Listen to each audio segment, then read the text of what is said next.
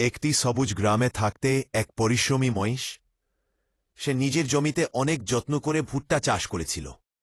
ভুট্টাগুলো ছিল এত সুন্দর, বড় আর হলুদ যে দেখলেই চোখ জুড়িয়ে যেতে। একই গ্রামে থাকতে একটি গরু। সে প্রতিদিন মাঠের পাশ দিয়ে যাওয়ার সময় ভুট্টাগুলো দেখে লোভ সামলাতে পারত না। প্রথমে সে চুপি চুপি দিনে ২-৪টি করে ভুট্টা নিয়ে খেতে শুরু করল। কয়েকদিন পর মহিষ বৈতটি টের পেছে।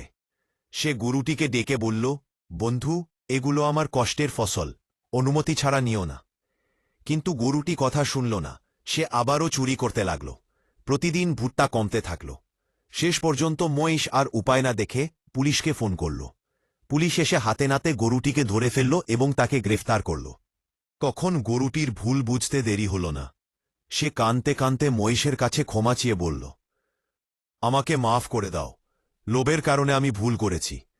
মহিষ গরুটিকে ক্ষমা করে দিল এবং গরু কথা দিল আর কখনো সে চুরি করবে না।